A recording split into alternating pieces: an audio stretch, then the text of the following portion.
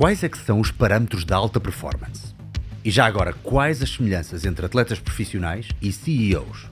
Até porque, a nível fisiológico, o stress tem exatamente os mesmos parâmetros nuns e noutros. É quase como se o corpo não conseguisse distinguir. O professor José Soares vem-nos falar de tudo isto, baseado na sua vasta carreira a trabalhar com atletas, nomeadamente de desportos motorizados, e a fazer acompanhamento dos quadros superiores das empresas, recheado de experiências e lições de vida. Como só podia ser no podcast das Dicas do Salgueiro.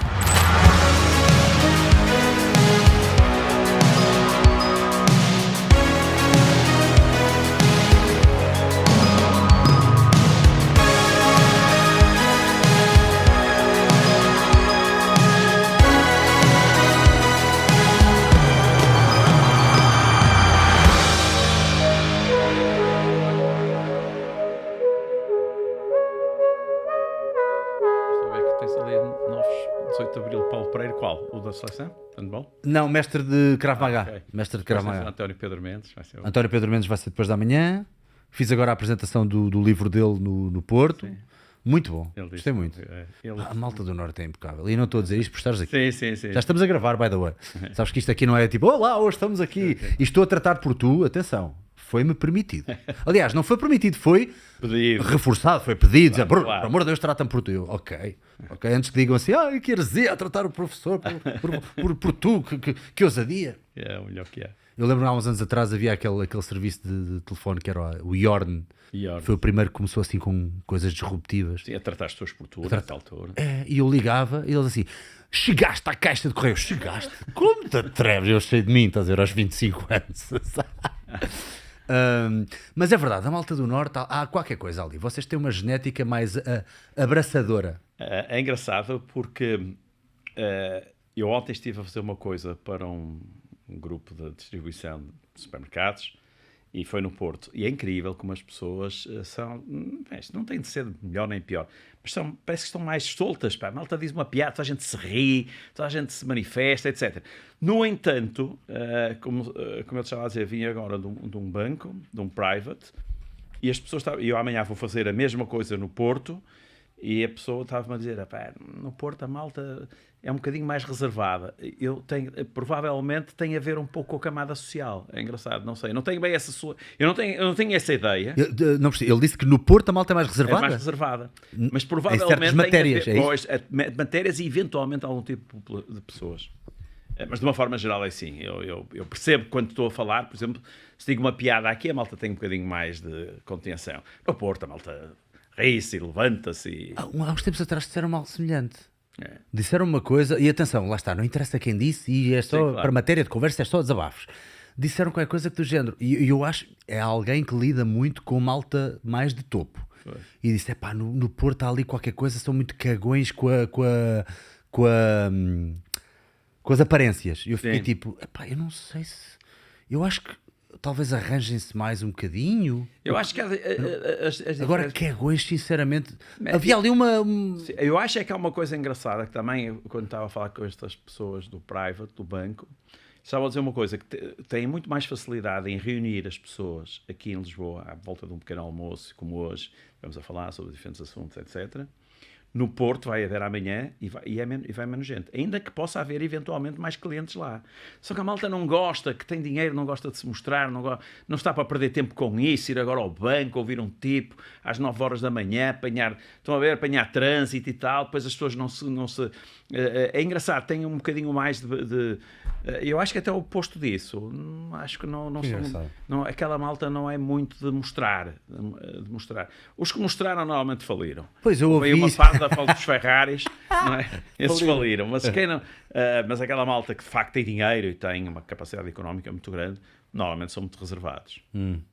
E são mais ligados àqueles valores à moda antiga, do trabalho. Sim. Aliás, se pensarmos assim nos grandes grupos, se pensarmos na Sonai ou se pensarmos na Amorim, que são típicas do Norte, são conhecidas por organizações extremamente exigentes e de trabalho.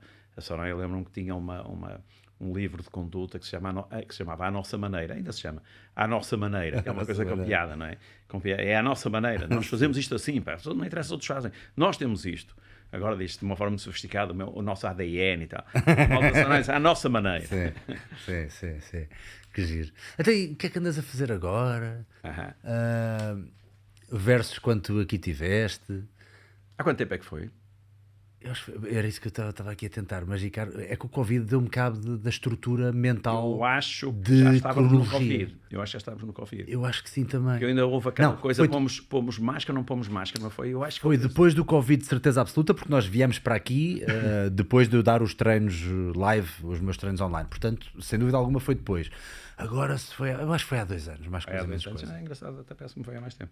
Pronto, desde essa altura até agora, vamos ver, então para resumir rapidamente o que eu fiz, assim uma passagem rápida porque eu tenho feito, eu comecei... Vou só pedir para chegares o microfone um bocadinho mais mais próximo, para mim. fica mesmo aí.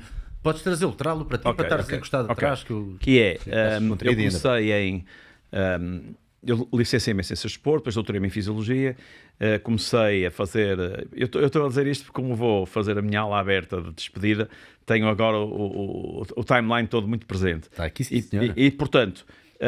comecei a trabalhar com animais, com ratos, fiz muita investigação, publiquei muitos artigos, chegas a uma altura, começa a ficar cansado daquilo, começa a ser uma coisa um bocadinho circular e comecei a querer fazer outras coisas. Comecei a querer contactar com atletas, foi a altura em que eu fui para o futebol, estive na seleção, estive no Boa Vista, depois estive na seleção de handball, depois apoiei a diferentes atletas. Pronto, comecei nessa área do desporto puro e duro. Depois, em 2003... li um artigo que fez muito sentido para mim, que o título ainda me lembro muito bem, que é Cancer-Related Fatigue and Exercise Physiology Assist Oncologist. Já tinhas essa apetência pela área do cancro? Do cancro, exatamente. Mas foi aí que eu comecei a me interessar mais.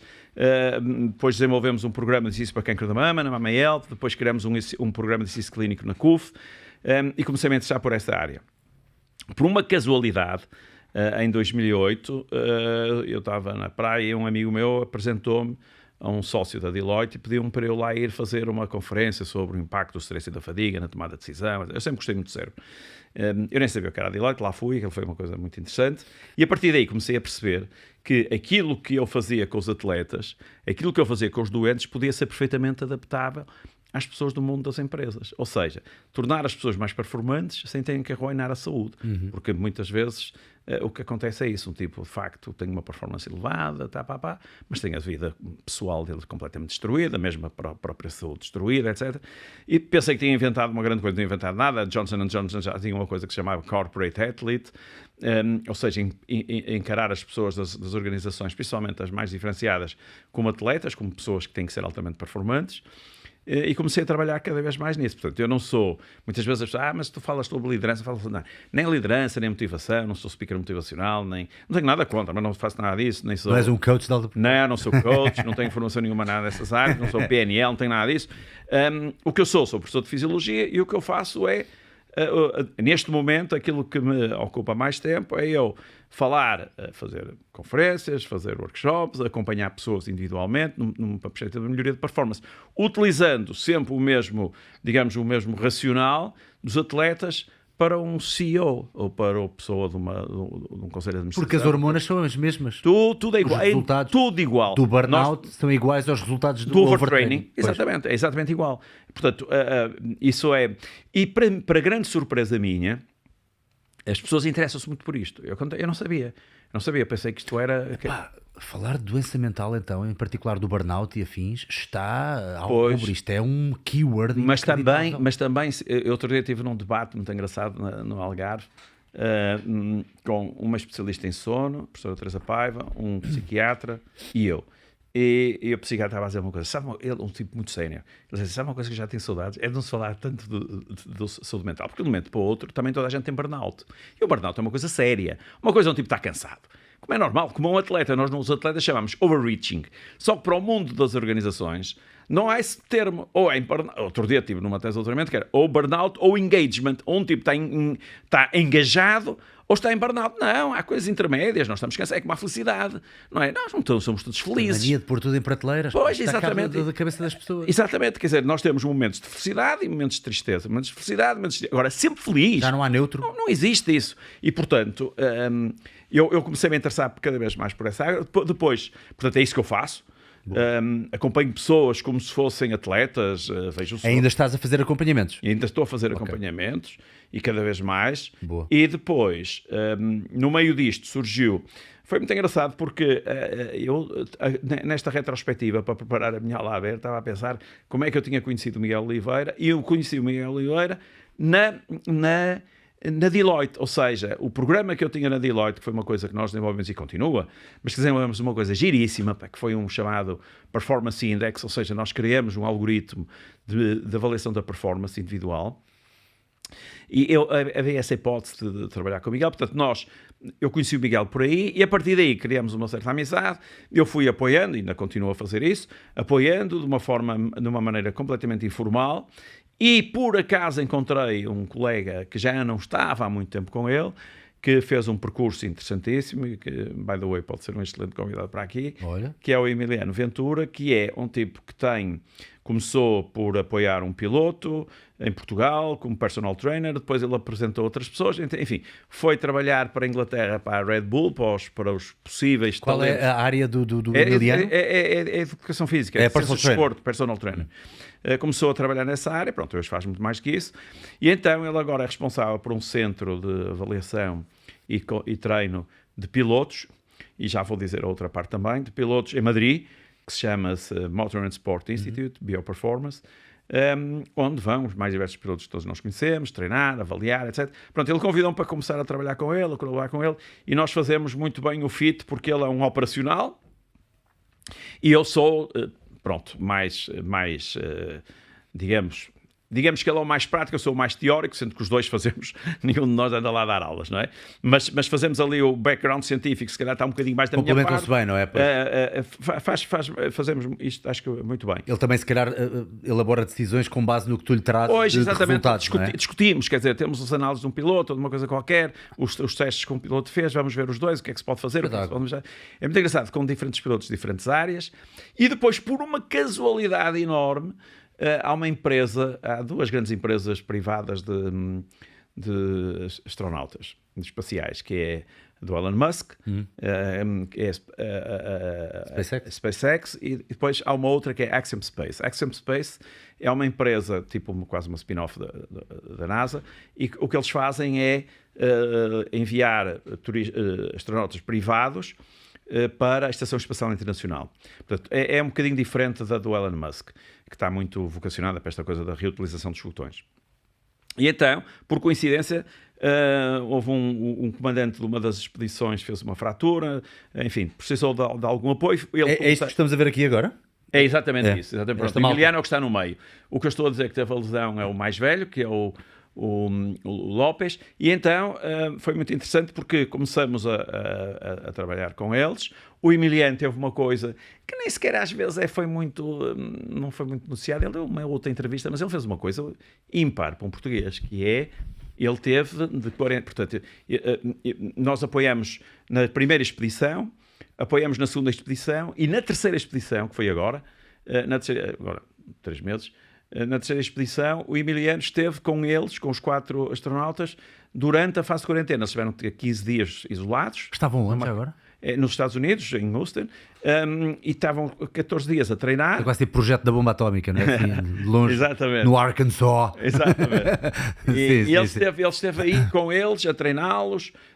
Eles tinham também formação técnica, depois de como é que se chama? Rescue, não interessa. Ok, depois de primeira ajuda, primeira assistência. Né? E, portanto, ele esteve lá, depois foi feito o lançamento. Eu, por acaso, infelizmente não consegui ir ao lançamento, que era assim uma coisa que eu gostava muito de ter ido, mas não consegui por causa da minha agenda. Portanto, ao fim e ao cabo, neste momento, o que é que eu faço? As aulas estão a terminar, portanto, trabalho muito com as empresas, que é a minha atividade principal, trabalho muito com pilotos, que é uma coisa que... Porquê? Porque os pilotos têm muita piada, porque os pilotos... Tu gostas de atletas cognitivos, não é? Estás a gostar muito do atleta do cérebro. Atletas táticos.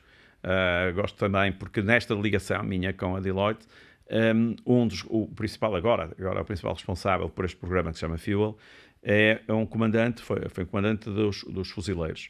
Portanto, um homem com uma experiência vastíssima nesta área das tropas especiais, trabalhou na espionagem, na contra-espionagem, na NATO, etc.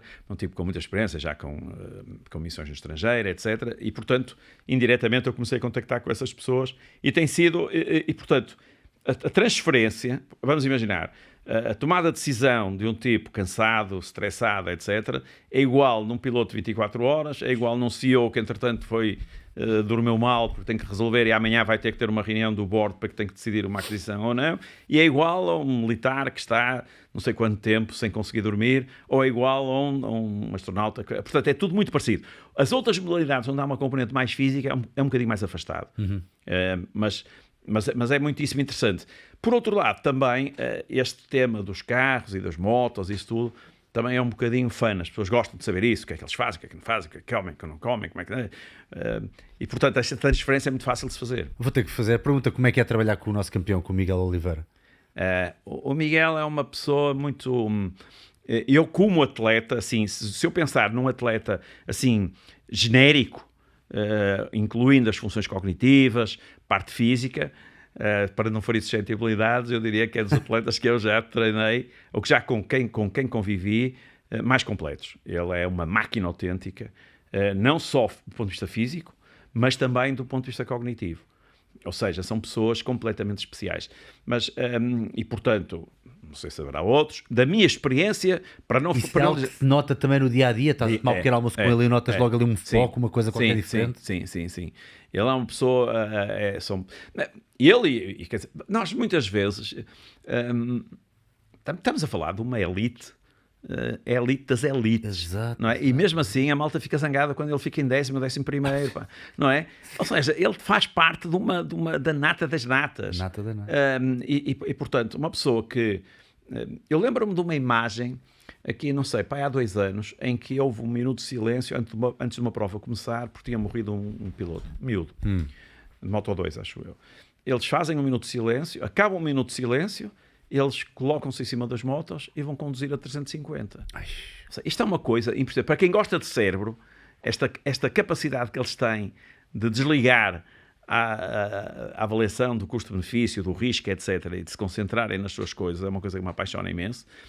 E do ponto de vista físico, é de uma exigência enormíssima. As motos não têm comparação com os carros.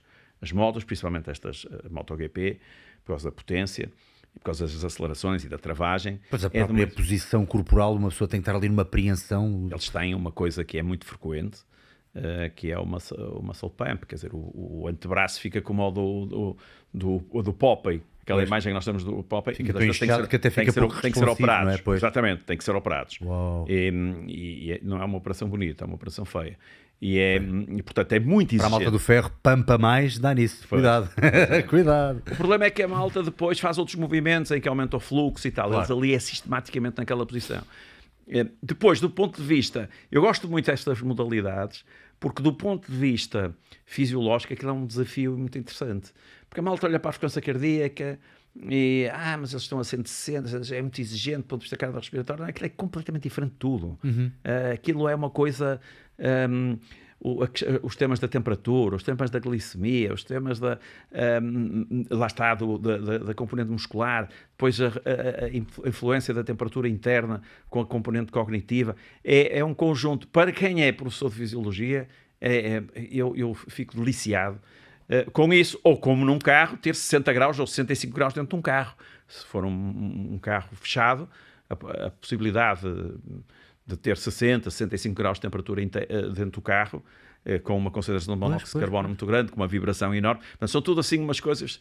Eu lembro-me de ter feito quando comecei nisto dos carros...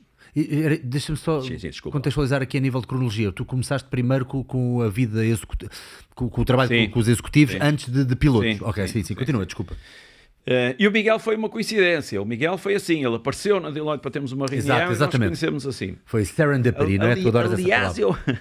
Aliás, eu acho que até ele nem teve na primeira reunião, acho que tive com o pai.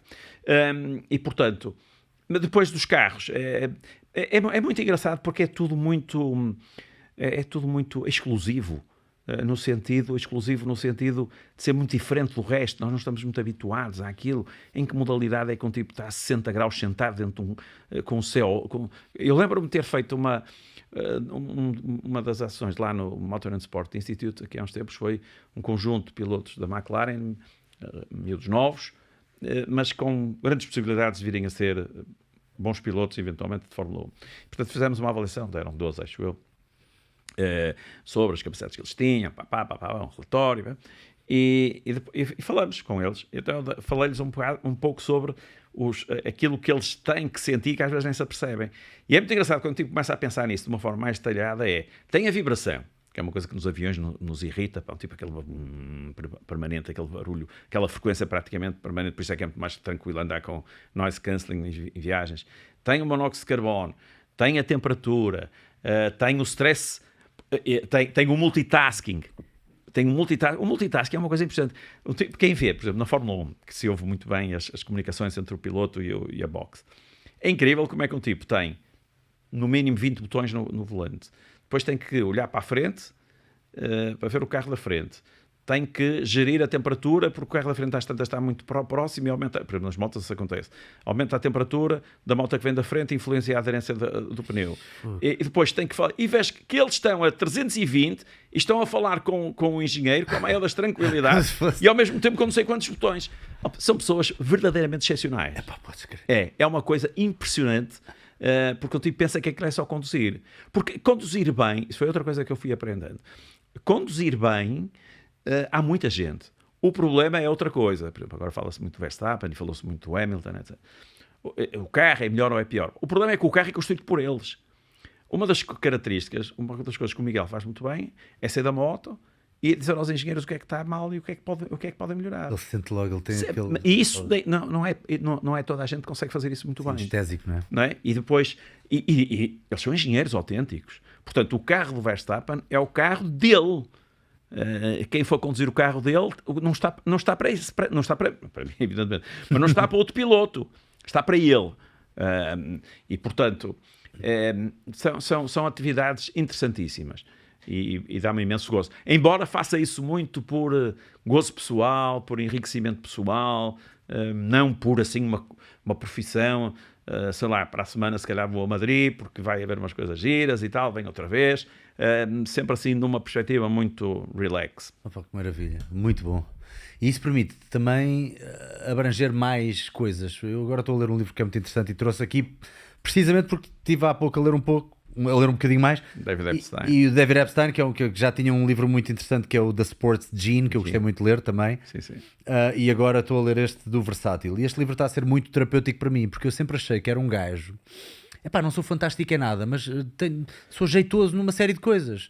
Comunico bem, não sei o quê, dou uns bons pontapés no saco, faço umas espargatas, levanto um peso. Agora pedem para fazer um campeonato de powerlifting, levo uma tareia. Pedem para ir para o ringue, levo uma tareia. Mas sou jeitosito nas coisas. E eu sempre achei que o facto de eu não seguir alguma coisa, em particular com muita consistência, que fazia de mim um gajo que, tu desistes a meio. Mas o facto de haver um bocadinho mais de experiências, de haver um bocadinho mais de variedade, e aparentemente através deste livro ele está a dizer isso. Nós temos dois tipos de atletas, não é? Temos o Tiger Woods da vida, que desde miúdo foi pegado pelo pai e completamente balizado e especializado no golfe. Ele vivia golfe de uma forma absolutamente a 210%.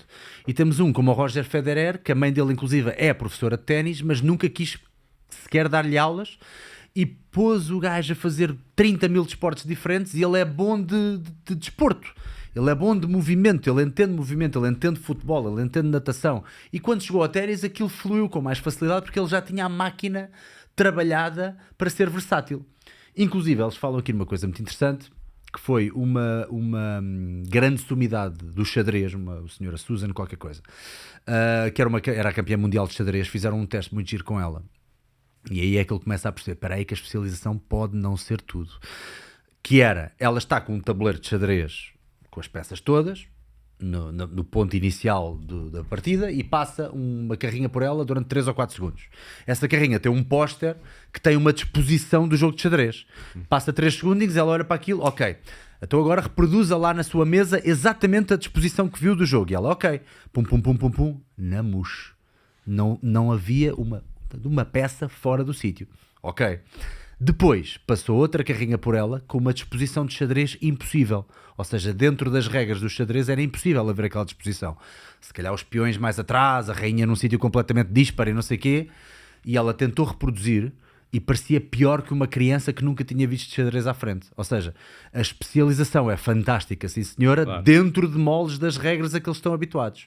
Mas isto que estás a falar aqui do Miguel Oliveira já diz respeito a tantas variedades, tantas variações. Todos os anos os motores estão mais potentes. De repente o calor emanado pode ser trabalhado. De repente a pista é mais assim, mais assado. O mundo... Pegando o exemplo do Miguel Oliveira e pegando o exemplo dos motorsports, mas agora extrapolando e pedindo completamente a tua opinião, empirismo puro e duro. O mundo é dos especialistas ou é dos versáteis? Não, eu acho que é muito mais... Ou o futuro? Eu acho que os especialistas são os outliers, são aqueles que nós percebemos, pá, este tipo de facto consegue, o corpo humano consegue coisas que seriam impensáveis para outra pessoa. E está demonstrado que eles conseguem performance completamente fora. Depois, o mundo é feito de versáteis. Ou seja, é por isso que eu não gosto muito de falar de outliers, porque os outliers não servem para muito, a não ser curiosidade. Mas avançam a bitola dos temas, agora, não é? Claro, agora é isso, ficamos com a sensação de dizer assim, de facto, isto é inacreditável. Por exemplo, um gajo como o Cristiano Ronaldo mudou o futebol. Sim, claro, claro. Mas, por outro lado, eu também já percebi uma coisa, ao longo deste tempo, quando se fala com pessoas, como se diz, high achievers em diferentes áreas, exato, são pessoas versáteis. A maioria deles... Vou pensar num, por exemplo, um piloto verdadeiramente excepcional, que toda a gente considera como uma pessoa verdadeiramente excepcional. O António Félix da Costa. Se um tipo seguir o Instagram dele, ele joga bem golfe, faz muitíssimo bem surf, dá uns toques de futebol. Ainda agora estava a ver... Mas eu vou já falar de uma coisa interessante sobre essa força cognitiva. Ou seja, é um tipo que tem... E eu já percebi isso. Esta malta dos carros ou das motos são tipos que têm uma capacidade enorme para transferir, sendo que muitas das vezes coisas sempre um bocadinho arriscadas, mas não é o caso do golfe, é uma coisa qualquer, mas estão a ver esta vitalidade dá saltos mortais para a piscina, etc. Maravilha. Isto eu gosto do António porque é muito, é boa onda, é sempre boa onda, está sempre bem disposto, E depois tem, já agora aqui um parênteses, ele tem uma característica que eu admiro imenso, que é o ownership. A culpa é minha. A culpa é minha. Eu é que devia ter feito, não fiz o que devia ter feito. O carro se calhar não estava melhor, mas eu devia ter. Ou seja, que é uma coisa interessante. Não passa isso para os outros mesmo É típico. E há uma coisa engraçada a propósito dessas competências, mesmo cognitivas. Os pilotos estão sempre a brincar com isso, mas, por exemplo, há uma coisa gira que é os pilotos, por exemplo, de MotoGP fazem um concurso com o barulho da moto e dizer que circuito é que é. E é incrível como eles acertam todos. Se forem à página do Marco Marques tem, mas muitos têm. Misano. Américas. E a mesma coisa. O Miguel já ganhou um concurso de desenhar. Com os olhos fechados, desenho. É incrível, ou seja, eles têm uma capacidade cognitiva impressionante. Um tipo fica fascinado como é que é possível. Não sei, outro dia também apareceu uma coisa muito gira que era, já não lembro qual era o piloto, não sei se era o Gasly, que era a fazer um teste de velocidade de coordenação com as bolas de ténis entre ele e um tipo da NFL. E era inacreditável. Para ter que ver isso, temos que ver isso. Se não nos lixarem no YouTube, que às vezes estas cenas têm direitos, como é que eles chamam? Põe NFL F1 Driver. F1 Driver Reaction. Ok, Reaction. Vê se dá. Que isto é muito giro um gajo ver e fazer os reacts, que isto assim dá um toque. Está ali, é este primeiro logo, é esse. É o Gasly. Isto é o tipo da NFL. Agora vão ver o Gasly a fazer. Mas este gajo também não é mau, é um atleta. Agora vejam a diferença. Que smooth. Ei, man. Que smooth. Pois o outro muito mais trapalhão, muito mais. Vai-lhe querer a bola, só cá em baixo, afleta as pernas, etc. Ou seja, é muito engraçado. E estamos a falar de um super atleta. Estamos completamente. NFL, esta malta também. Que engraçado. F1 Driver Reaction. Isto é muito giro, eu não sabia disto. Mas isto é uma coisa típica que eles fazem de aquecimento. Isto é o aquecimento para a prova. Rapidez com que apanham isto. Também se faz muitas vezes uma coisa com a velocidade de reação com luzes e é incrível a velocidade. Eu tenho uma experiência engraçada. Isto dá-nos o feedback de que ele já está pronto ou vai aquecendo e vai... Não é bem... não é o aquecimento que nós estamos habituados. De aumentar a temperatura, né? Estão a ver, porque ele faz isto e ainda falta para aí meia hora para começar, não é? É uma coisa de quase autoconfiança do piloto, de estimular a parte neural. É assim uma coisa. É por isso que eu, como professor de Fisiologia, há muitas coisas que eu aprendi que estão todas erradas. Ou seja, que nós temos um conceito que vem nos livros e tal, depois um tipo vai ver na prática. Na prática, de género. Eu, por exemplo, em 2000 agora já não vou dizer piloto para não estar a concretizar, que é chato. Mas em 2020 comecei a utilizar sensores contínuos de glicemia. Ainda tinha que, por causa do software, ainda tinha que fazer uma importação, inventar que vivia em Madrid para poder fazer com VPN, fazer a descarregar a app, porque não havia cá em Portugal. E portanto... eu olhei para aquilo. Tu és versátil, até hacker. Eu olhei para aquilo e disse assim: está tudo mal, tudo o que eu ando a ensinar está tudo mal. A reação que as pessoas têm. Ou seja, há muita coisa que nós aprendemos e que eu digo assim: isto não se adequa. Não se adequa. E é por isso que eu me fui cansando, agora voltando à minha vida. Da academia. Exatamente. Fui-me cansando um bocadinho disso. Da vida universitária. Porque em primeiro lugar, muitas vezes é assim: um tipo fica naquela roda do ratinho, a correr, sempre a fazer a mesma coisa, a ver as coisas que provavelmente não são assim, e nunca te confrontas. Porque se um tipo tiver, um conforto bom, um tipo aprende e não confronta com aquilo com nada. Confronta, nós somos os dois da mesma área, conversamos os dois, temos já exatamente as mesmas opiniões e agora experimenta. Eu vou dar um exemplo engraçado. Um dia estava numa apresentação e falar sobre a relação entre testosterona e cortisol. Vinham dos artigos todos, entre anabolismo e catabolismo e tal. Estive na seleção de handball, dei apoio a uma equipa de natação profissional, etc. Fazia cortisol, testosterona sistematicamente. Nunca encontrei nada que de jeito tivesse. E eu insistia, teimoso, porque se aquilo vem nos artigos, há de ver. E vi um tipo uma vez fazer uma conferência e tal. E disse: fizemos uma coisa. Isto está no artigo ou já fez? Já fez isso com atletas. Com atletas. Não é amostras, é atletas. Não. Está bem. Eu já fiz e nunca encontrei isso. E já fiz dezenas. Ou seja, muitas vezes nós temos umas crenças, a ciência também é muito baseada em crenças. Esta pseudociência muito livresca, eu acho que isto só faz sentido quando nós confrontamos. E isso faltava-me. Eu na universidade faltou-me isso. Portanto, quando eu saí um pouco da universidade, parei um bocadinho com os artigos e comecei a fazer outra coisa na minha vida, assim, isto de facto não funciona. Porque há muitas coisas que nós... Por exemplo, os banhos de gelo, não é? Ou a crioterapia, ou quer que seja. Tinha aqui essa pergunta também. Sim. Da crioterapia. Na realidade, sabes uma coisa engraçada? Eu fui para o futebol, se calhar por causa de uma coisa que eu fiz da minha tese de mestrado, que na altura não se chamava mestrado, era aptidão pedagógica aplicada científica, sobre aquecimento e sobre os alongamentos. E eu continuo com a mesma teoria. Os alongamentos, do ponto de vista fisiológico, não fazem muito sentido. Do ponto de vista fisiológico. Agora, o que é que eu tenho que ter a humildade suficiente? É para perceber que o meu raciocínio provavelmente está a faltar alguma coisa ou o nosso conhecimento não é suficiente. Porque toda a gente faz alongamentos. Eu próprio faço, não sei para quê, mas faço a fazer no final, alongo um bocadinho, o tipo sente-se um bocadinho melhor, etc. Porque não é despiciente pensarmos... Não induzem relaxamento, de acordo com os teus findings nesses artigos? Não, porque, repara, aquilo contraria tudo. Tu fazes um esforço intenso. Depois vais fazer uma contração, começa por ser enchente. Sim.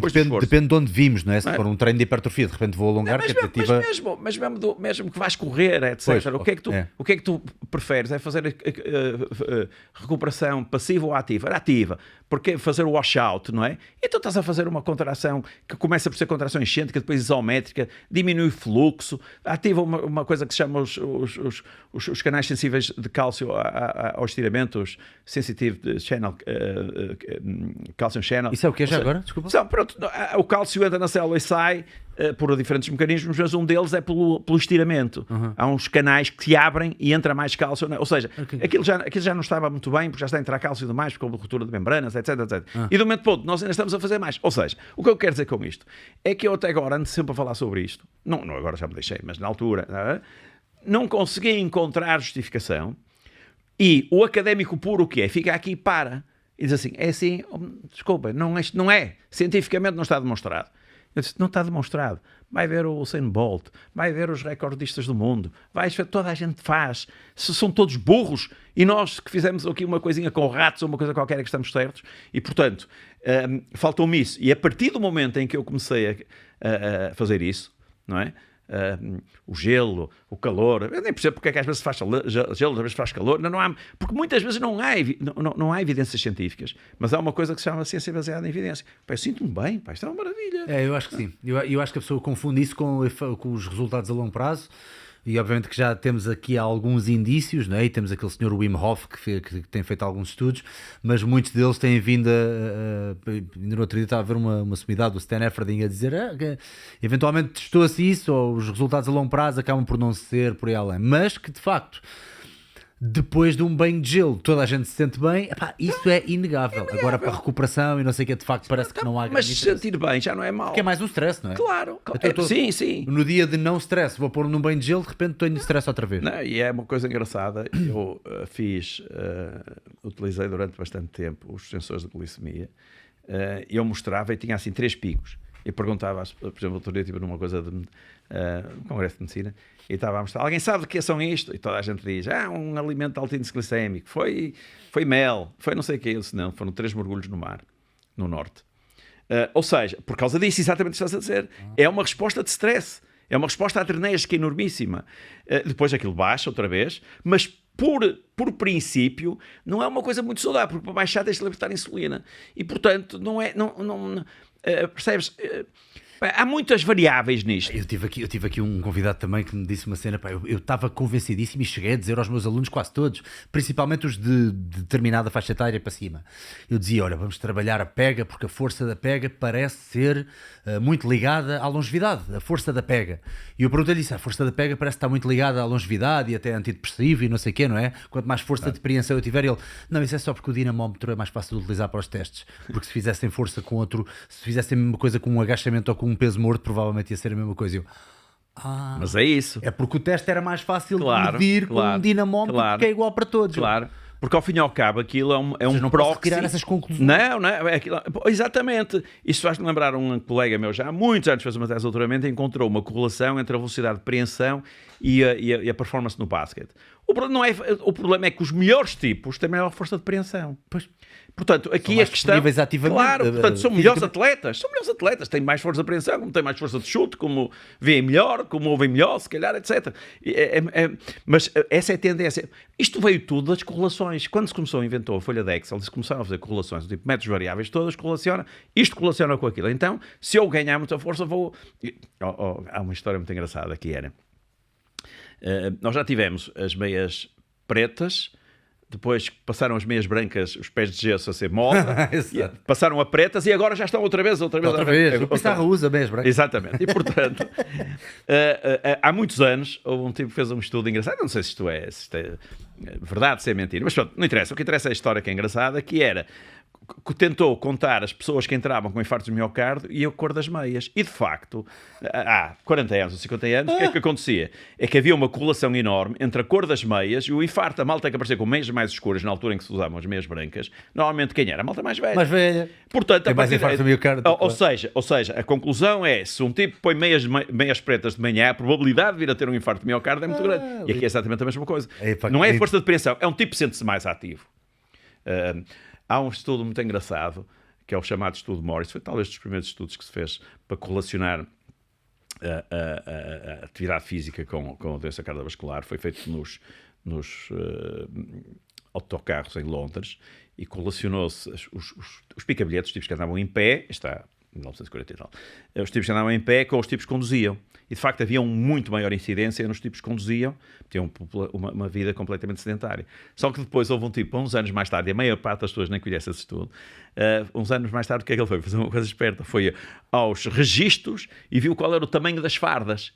E o tamanho das fardas, quando entram, Os tipos que já tinham também as cordas maiores. Porquê? Porque, na realidade, um tipo gordo não vai conseguir andar. Portanto, já não concorre para ser pica-bilhetes. Vai ser, obviamente... O mesmo se aconteceu com os alumínios nos Um gajo a quem custa muito andar não vai escolher uma profissão que é andar o dia todo. É como dizer assim, os estivadores, foi outros estudos muito clássicos de epidemiologia, os estivadores têm um índice de acidente cardiovascular muito menor que a população. Claro, mas um tipo também só vai para estivador quem é forte. É uma bizarra. Um tipo que é gordo, que não tem força nenhuma, vai para estivador, que está lá um dia e vai embora. É como dizer, fazer basquete, jogar basquete faz-te mais alto. Não, a malta mais alta é que acaba por ser mais... E o basquete fica mais pequeno. Exato. Eu ainda joguei basquete quando era puta a tentar, mas depois não resulta. É a mesma coisa que dizer que o princípio é esse, que fazer exercício cresce os ossos, não é? Se fosse assim, os tipos do ténis tinham um braço muito maior que o outro. Muito maior que o outro. Se bem que já havia alguns que contrariam. Há um tipo, há um russo qualquer, pá, acho que isto é gira, malta, ver, do arm wrestling. Peraí, arm wrestler, huge arm. Ele tem um braço gigante, mas quando eu digo gigante, de certeza. Olha, meu Deus, o que é isto, meu Deus? Olhem o braço direito do gajo. E depois, quando vamos a ver a diferença com o esquerdo, olha lá, olha. E o esquerdo já está lesionado. Olha a mão. Ai, meu Deus. Olha a mão do gajo. Já viste? Por isso é que está no YouTube também. Mas de certeza que o gajo tem problemas. O gajo tem que ter problema a nível fisiológico. O que é que isto pode dar? Isto é disfuncionalidade, não sei, não faço ideia. Isto é a especialização no seu máximo expoente. Já viste? Claro. Que engraçado fecharmos esse tópico com esta... Claro. Estou correndo agora. Por isso é que as conversas fluem muito bem. Eu quero dizer-te aqui uma coisa. Também tive uma serendipity, que eu sei que gostas dessa palavra. Para quem não sabe, vão ver o filme que é com o John Cusack e com a Kate Beckinsale, que é linda de morrer. Chama-se Feliz Acaso.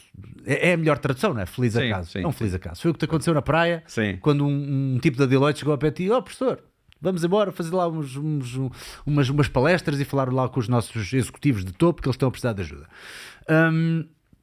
Eu tive um feliz acaso, um dia destes, que foi quando estive precisamente no Porto com o António Pedro Mendes, e aparece lá um rapaz que já tinha estado comigo numa formação de trabalho de força e não sei o quê. E ele assim: lembras-te de mim? Eu, lembro-me da tua cara, mas desculpa, agora não me estou a lembrar a 100%. Então chama-se Pedro Oliveira. E foi teu aluno. E ele disse: tu tiveste o professor José Soares no teu podcast. Foi brutal. E eu: olha, vou ter outra vez. E eu vi que o rapaz, a maneira dele estar, a postura dele, Pedro Oliveira, quero dizer o nome dele mais do que uma vez, porque ele ajudou-me imenso com isto. E eu disse: então olha, tu foste aluno e tudo, e tu estás aí todo entusiasmado, faz uma cena, arranjasse umas perguntinhas para fazer ao professor, porque tu também já sabes, mais ainda, já tiveste mais vezes com ele, nós só estivemos juntos uma vez, não é? Sabes o que é que ele gosta de falar, onde é que ele se perde mais nas histórias, nas aulas, porque eu sei que ele é um contador de histórias, é uma pessoa super comunicadora, portanto pega um bocadinho nisso e ajuda-me aqui, e se quiseres. E ele: não, com todo o gosto. Então ele mandou-me aqui umas perguntas muito interessantes, aliás, algumas delas já as fiz. Sim. E para lá caminhamos, não estou a dizer isto antes de começar a fazê-las, como se isto fosse, já sabes que isto é uma conversa solta, mas não queria deixar de falar nisso, porque de facto tu mudas mesmo a vida destes rapazes. Tu mudas mesmo a vida destes rapazes, e faz muito lembrar o Clube dos Poetas Mortos, não é? Que é do género o professor que tem mais carisma, que é melhor comunicador, lá está, eu acho que é mais versátil, que consegue estabelecer relação com o dia-a-dia, com a experiência, com o tudo bem, vocês aprendem isto aqui, mas não se esqueçam de ter espírito crítico, muitas vezes isto está aqui na literatura científica, mas depois vocês vão experimentar e não é bem assim. É como no jiu-jitsu: e tal, olha, vais para a direita, vais para a esquerda, vais para a direita, mas o outro gajo está-se a mexer o tempo todo. Enquanto ele está a mexer, eu estou tramado para fazer isso, eu tenho que saber o que é de fazer. Gostava de entrar aqui no tópico do sono. Na era da tecnologia em que todos temos smartwatches, cada vez há maior preocupação em controlar o sono, mas também cada vez se dorme pior. Agora vê-se imensos vídeos de atletas com uma pulseira no pulso ou no braço. Agora também estou muito com aquele anel, não é? O Oura Ring. Também tens? Não, tenho o este. Tens esse aí, ok. Qual é que é esse agora? Up. Eu já não estou a par.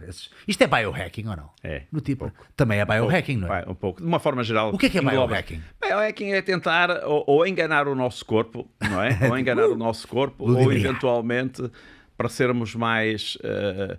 enganar no bom sentido. Eu souber como o meu sono REM está pior, e saber o que é que isso impactou sobre o meu sono REM, eu posso enganar o meu corpo no bom sentido, ou seja, eu posso tomar as medidas para melhorar a minha... O biohacking muitas vezes tem uma... O biohacking agora está muito ligado a estas coisas da estimulação intracraniana, portanto, coisas que de facto não fazem muito sentido, mas o biohacking, numa perspectiva benigna, isto é um bocadinho biohacking, ou seja, eu maximizar completamente o meu corpo, conhecendo. Eu sou fã disso. És fã disso? Sabes porquê? Porque eu acho que, por exemplo, na minha atividade, se tu medes o cortisol salivar nas pessoas e vais confrontar a curva e a pessoa diz assim, mas eu sinto-me bem e tal, mas olha, a sua curva é completamente disfuncional. E então vais ver a testosterona livre dele, ou o que quer que seja, a relação com o cortisol. O que é uma curva disfuncional no cortisol? Normalmente o cortisol está mais alto de manhã. Depois vai baixando. Sim. Aquilo que eu encontro frequentemente é uma curva ao contrário, que é uma curva que de manhã está muito baixa e à noite sobe. Porquê é que está muito baixa? Precisava de mais sono? Dorme muito mal, dorme pouco, dorme em qualidade muito mal. E à noite, normalmente, inverte aquilo que... Nós não estamos a respeitar uma coisa que é o ritmo circadiano.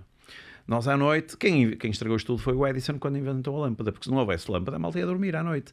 Agora, o problema é que as pessoas chegam à noite e ou têm uma vida familiar desgraçada, e então é uma fonte de stress enorme chegar a casa, porque vão ter problemas, vão ter que acompanhar os filhos, muitas vezes a vida familiar não é adequada, etc., ou então, se não têm lenha, arranjam lenha para se queimar, que é abrir o computador, começar a trabalhar à noite, mais problemas. Isso significa o quê? Vou parar à noite, sobe outra vez a componente do sistema nervoso simpático, há um aumento da estimulação adrenal, há um aumento da produção de cortisol, eu vou acabar por dormir pior, porque depois é um ciclo vicioso, vou acabar por precisar de comida conforto, vou antes de ir para a cama, vou comer para não dizer marcas comerciais, vou comer uma francesinha. É uma francesinha, mas normalmente é...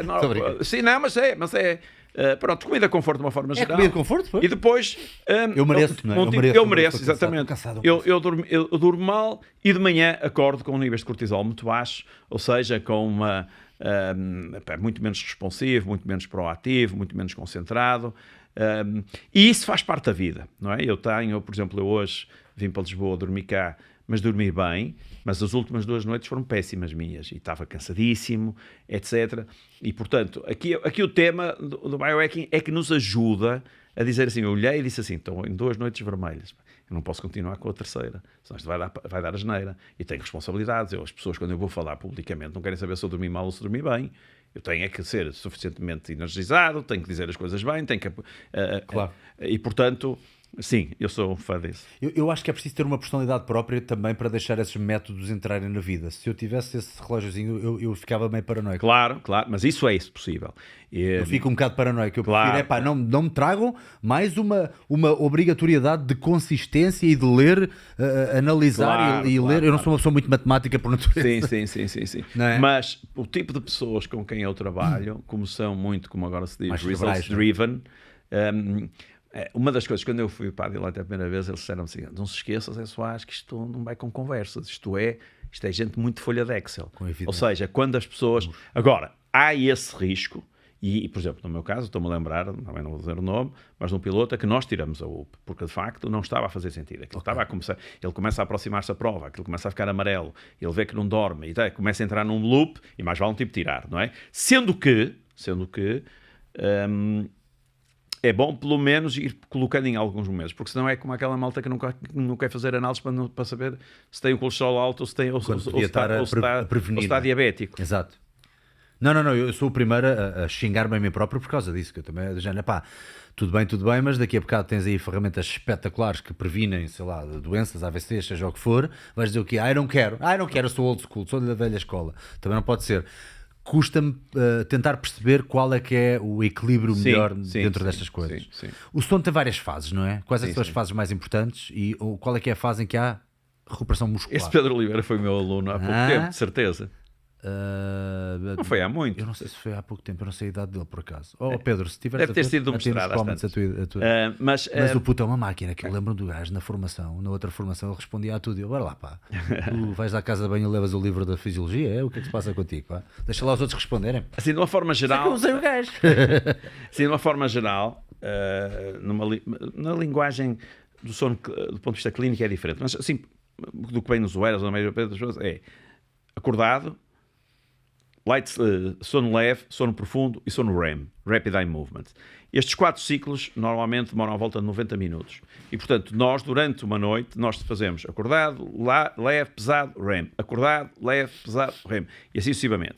Ainda hoje estava nessa conferência e uma pessoa me perguntou, mas dormir 5 horas, desde que seja um sono profundo e tal. O problema é que não se cumprem os ciclos todos. Ou seja, eu faço 3 ciclos, ou seja, roubo 2, e particularmente à medida que a noite vai passando, o REM, que é importantíssimo para a recuperação cognitiva, vai aumentando a sua importância. Ou seja, se eu acordo, se eu durmo só 5 horas, prescindi daqueles 2 últimos ciclos de acordado, ligeiro, pesado, e cortei uma parte importante do REM que é decisiva para a recuperação cognitiva. Muitas vezes nós não nos apercebemos e acordamos cansados e sem vontade de fazer coisas. Aconteceu-me, por exemplo, ainda agora outro dia, na segunda-feira, acordei muito cansado. O domingo foi uma faca, tive que fazer uma porcarias à noite e fiquei muito... Notei perfeitamente que a minha performance cognitiva, e isto particularmente, digamos, agrava à medida que a idade vai passando. Eu tenho 65 anos, tenho que ter cuidado com isso. Mas isso, quando acontece uma pessoa acordar cansada, mesmo tendo, por exemplo, dormido 8 horas, isso é o quê? É a qualidade do sono que foi afetada? Normalmente é a qualidade. Ou estava quase a cumprir um novo ciclo e não cumpriu? Lá está. Ou estar a meio de um ciclo? Lá está. Se tu tiveres um wearable que te permita ver o sono, há tantas vezes que não dormiste nada 8 horas. Pois. É que depois o tipo engana-se. E o contrário também é verdade. Eu hoje pensei que tinha dormido muito pior do que o que dormi. Isso ajuda-me a regular. Não se pode... Nós estamos... Repara, eu acho que hoje estamos numa fase... Estamos a viver um período de exageros. Eu acho que sim. Dizem, tudo é muito exagerado, tipo, não pode comer nada, não pode beber nada, não pode, tem que fazer isso todos os dias, depois tem que fazer meditação, depois tem que fazer não sei o quê, A carrada de pancadas que a pessoa típica que gosta destas coisas e gosta deste podcast, e podcasts em particular, contra mim falo, estão a ser muito responsáveis por isso, estão a pôr uma hipocondria quase, desde a saúde mental à performance física e não sei o quê, tens que experimentar isto, não, hidratos de carbono, estás maluco, gorduras, estás maluco, não sei o quê, é tudo... Pronto, mas eu sou o oposto disso, eu também acho que sim. Eu sou o oposto disso, eu acho que as coisas, eu acho que as francesinhas são ótimas, são gordura saturada, eu sei. Isto é como eu pus um post no meu Facebook a propósito de ter estado agora de férias e numa das manhãs fui a tomar um pequeno almoço e no pequeno almoço não havia leite, só havia bebidas vegetais.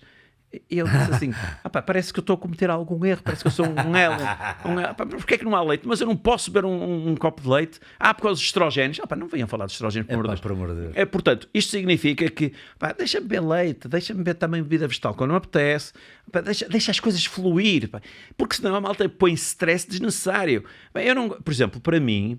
Depois não dura, não há consistência, como é óbvio, quer dizer, é uma pancada. E depois substituís uma pancada por outra, substituís o stress do trabalho pelo stress da vida pessoal. Quer dizer, é aquela malta que vai para o ginásio e sai do trabalho a correr. Eu tenho um caso muito interessante de uma pessoa que era consultora de uma dessas Big Four e não estava a conseguir controlar o peso. E quando vamos fazer assim a retrospectiva da vida dela, que não percebemos rapidamente uma coisa. Ela saía às 8 horas da noite do escritório, a correr aqui em Lisboa, correr rapidamente para o pádel, fazer jogos de pádel até às 11 horas, chegar a casa, comer rapidamente uma porcaria qualquer rápida para se fazer, vai para a cama, não consegue adormecer, porque vem com 3 coisas. O stress fisiológico, o stress psicológico e a luz do coisa. Como é que um tipo consegue dormir?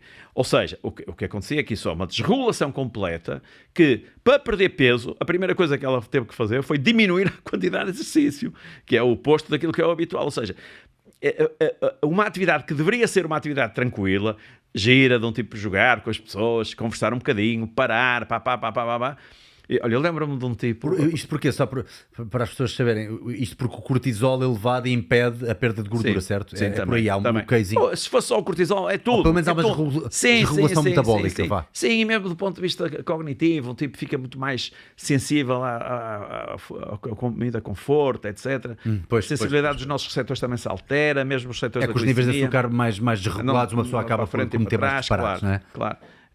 Eu lembro-me... Até porque o pós-treino do pádel muitas vezes é cerveja, mas pronto.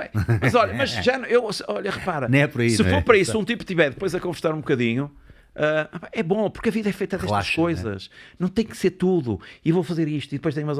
E quem tem culpa disto são os outliers, esta malta que se lê estas coisas, que o tipo se levanta às 8 da manhã, vai correr 15 minutos, depois vê os e-mails, depois faz de 15 minutos de meditação, depois toma um café, depois faz não sei o quê. Depois Que alguns deles até estão a mentir, que se calhar claro, nem é o dia deles. quem é o maluco que consegue fazer isso? Eu ouço, por exemplo, eu adoro o homem, ainda por cima ele já cá não está, o Kobe Bryant, eu adoro, acho que é um jogador inacreditável, mas eu ouço o discurso dele a dizer, malta, eu comparava, não é eu comparava, ele estava a comparar aquela malta que diz, epá, a malta que acorda às 6 ou às 7 da manhã, portanto às 7 da manhã acordas, treinas, depois passado 3 horas treinas outra vez, e fazia as contas, e ele diz, por isso é que eu acordo às 4 da manhã, porque eu ao pé dessa pessoa, às não sei quantas da noite, essa pessoa já tem 5 sessões de treino e eu tenho 6 ou 7, e eu pensar, epá, isto, um miúdo ouvir isto, eu não sei se isto é a melhor coisa do mundo, quer dizer, tudo bem, foi o que resultou com ele, e obviamente ele parecia ser uma pessoa, já não jogava, portanto, provavelmente equilibrada, fora do campo e na sua vida, e obviamente foi um dos melhores jogadores de todos os tempos,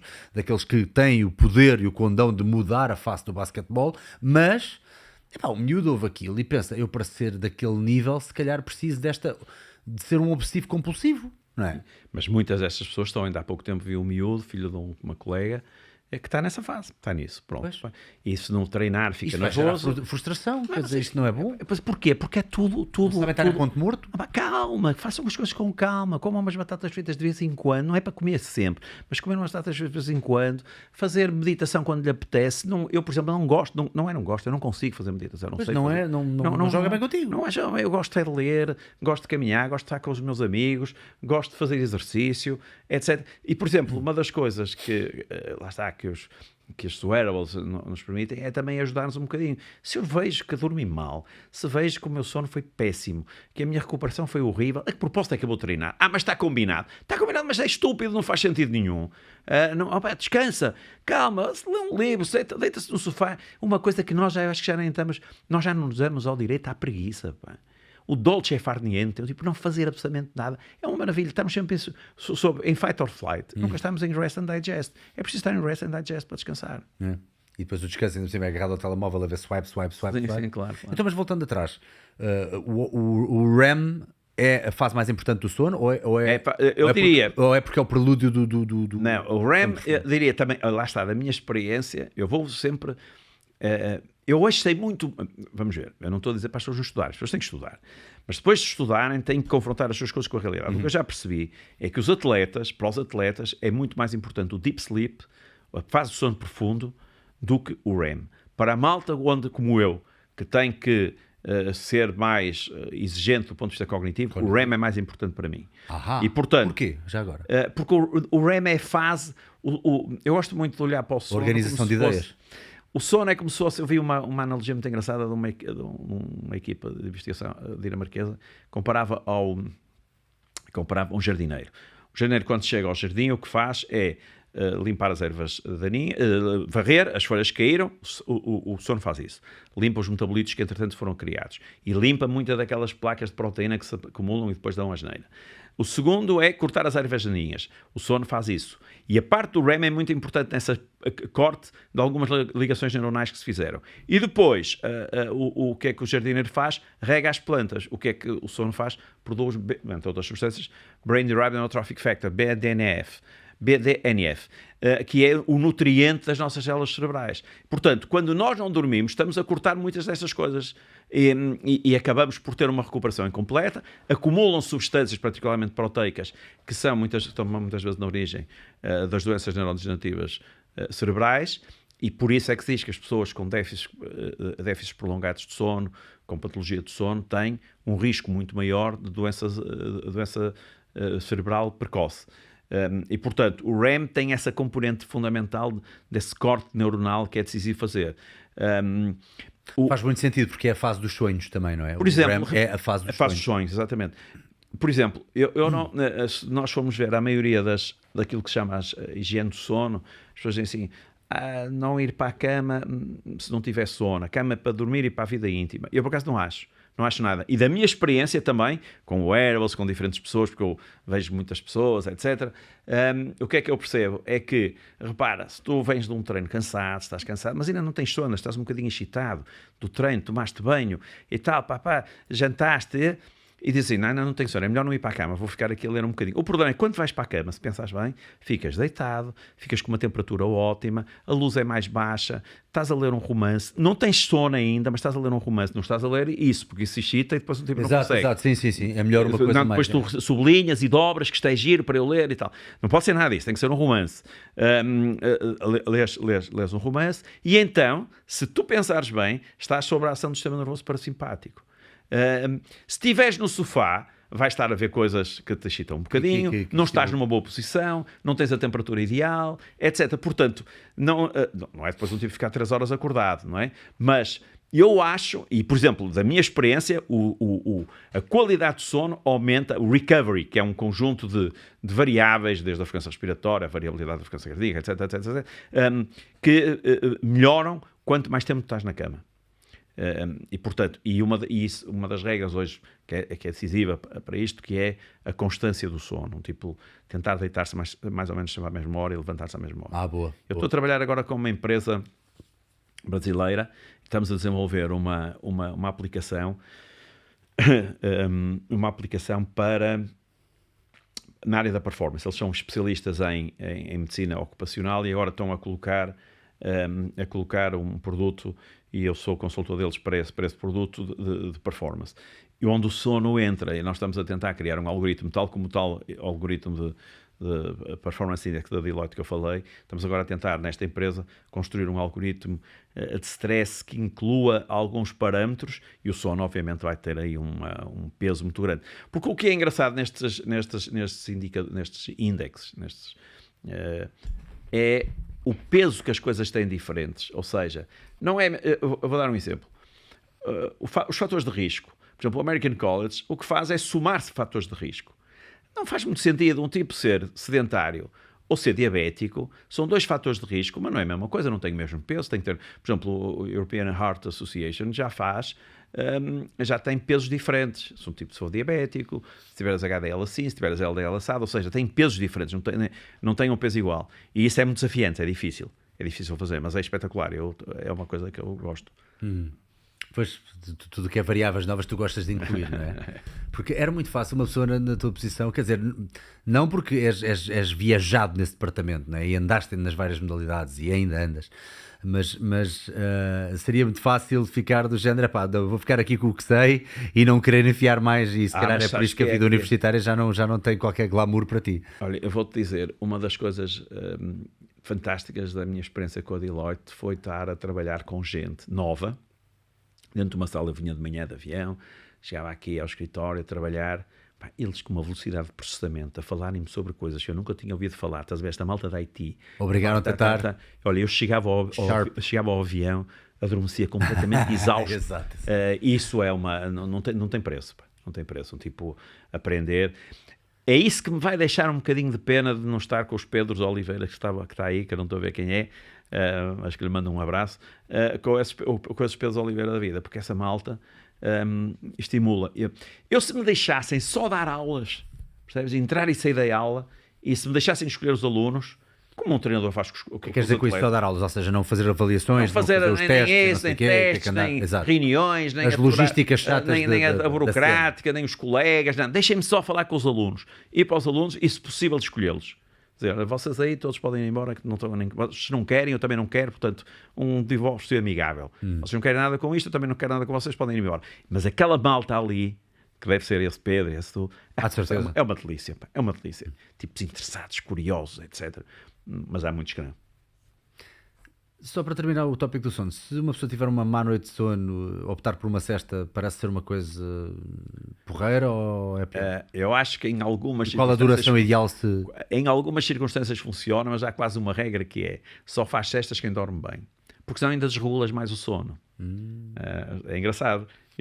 Pode retirar o teu sono da noite. Agora, e depois isso engana-te. Ou seja, tu dormiste mal, mas fizeste uma cestinha à tarde, consegues-te aguentar e dizes assim, afinal, eu posso continuar a trabalhar um bocado à noite, que não tem mal nenhum, porque eu depois, amanhã, depois do almoço, vou-me esticar ali no sofá. Portanto, as cestas funcionam muito bem para quem dorme bem. Para quem dorme mal, é tentar evitá-la. Olha, que figuras é que te inspiram? Eu estou cheio delas aqui à minha volta, não é? Tens o Jackie Chan, o Bruce Lee, o Stallone, podes escolher uma delas se quiseres. Estás à vontade, eu partilho-as. Sim. Mas há assim figuras que tu tenhas de dizer, pá, aquele gajo, o Einstein mudou a minha vida, o não sei o quê, o Tony Robbins. Há assim algumas figuras que tu vês... Assim, de autores, Autores, o Dan Ariely, que tem um livro que se chama Dan, D-A-N, como é? é um tipo com uma história muito interessante. D-A-N, Peço desculpa, mas não estou a ver. D-A-N, agora Ariely, A-R-I-E-L, está ali, já aparece. Aliás, ora põe as fotografias dele para ver se vou fazer copiado. Ex-professor e Olha, tens psicólogo. a primeira logo. Ora, essa aí, Que é ora abre. isto? Ora abre. Isto é de propósito? É. É uma coisa, um tipo muito engraçado. Este tipo é um especialista em economia É um comportamental. excêntrico, pá. É. Se ele tem uma história muito interessante. Ele uma vez trocou um mail comigo, em vez de dizer sincerely yours, diz irrationally yours, porque o tema dele é sobre irracionalidade. E o que é que este é um tipo... Explica-me esta barba antes de eu vou-te mais. explicar, Está é da cabo da engraçado, minha é uma cara. história muito engraçada. Ele agora tem um livro que te aconselho para dar-te uma vista de olhos, se puderes, que é Misleading. Misleading. Saiu mesmo agora. E esse tipo é um especialista, como eu digo, em economia comportamental, e ele teve 80-90% do corpo queimado num acidente. Ui, E foi daí... vê-se aqui no pescoço, exatamente. Pronto, e então o que aconteceu é que ele não podia fazer a barba num dos lados. Então deixava sempre crescer a barba. Até que ele disse assim, mas que estupidez é esta? Se eu tenho uma parte que posso fazer a barba, porquê é que não vou usar? E ele explica isso, ele diz, neste livro, eu nem conhecia essa parte, ele diz, vai, experimenta, isto afinal até funciona como marketing, e para mim é uma coisa muito gira, eu aceitar como sou, e se eu posso deste lado fazer, porquê é que eu não hei de fazer deste lado e deixar, pronto, deste não posso. E tem logo um desbloqueador de conversa, não é? Fala logo, É tipo, muito, eu muito vou engraçado. explicar. Ele é muito bom mesmo. O que é assim mais groundbreaking nele? O que é que nele foi É o seu momento irracionalidade. do género, uau. É a irracionalidade, como assim? Que é como nós somos previsivelmente irracionais. Digamos, o título do livro até mais conhecido é esse. Depois ele dedicou-se muito ao cheating, ao enganar. Como é que nós somos enganados e como é que somos e como podemos enganar. Essa parte do irracional tem a ver com a doença mental também? Ou Não. Na nossa vida. Medos nós irracionais? Vou-te dar um exemplo fácil. Tu tocas no elevador quando estás atrasado, o elevador fica vermelho e tu olhas para o relógio, estás estressado, pumba, tocas outra vez. Para que é que um tipo toca? Exato, cada Somos vez. previsivelmente irracionais. Yeah. Ele agora neste Misleading faz uma coisa sobre, por causa, ele foi consultor do governo dos Estados Unidos na altura do Covid e ele foi acusado de, pronto, depois das teorias da conspiração, não vamos por aí, porque senão queria já uma confusão com esse tema do Me Too, ou uma cena assim? Pronto, assim desse género. 10 estagiárias dele Não. Era de que ele estava ao serviço das farmacêuticas e sabes que houve umas teorias do chip e daquelas coisas. Pronto, e ele foi acusado comprado. disso. Pronto, estava comprado e tal. E ele foi ameaçado de morte, etc. Ui. E o livro é todo sobre isso. É muito interessante. Eu gosto muito dele. Portanto, a nossa irracionalidade e a facilidade com que nós somos vigaristas é muito grande. Tu achas que ter ídolos e ter assim figuras inspiradoras pode ser também um pau de dois gumes? Ou seja, pode-se criar ali um mito à volta de... Sim.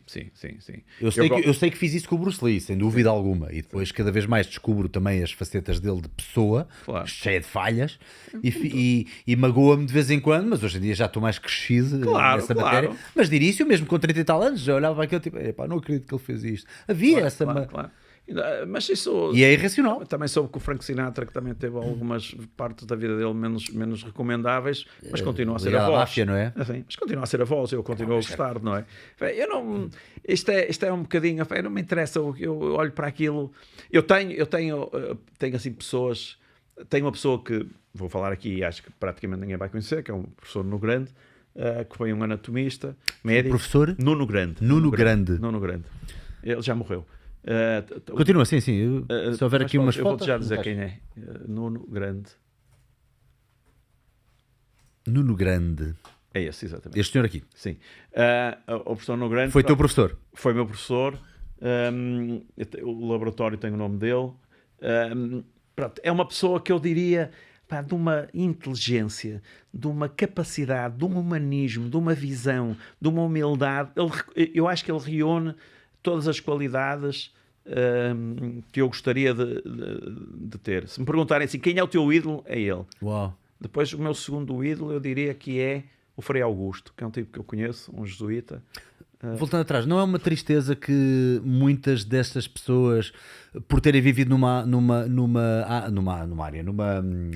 numa época em que não havia tantos smartphones, se calhar até palestras e tudo, uma pessoa vai tentar encontrar e não encontra, não é? É possível, não é? Não tem. É uma tristeza, é uma pena. Nem ele faria isso, se calhar. Como é que se chamava outro? Faria Augusto? Não, mas não vai aparecer aí. Frei. Ah, Frei. Não vai aparecer, de certeza.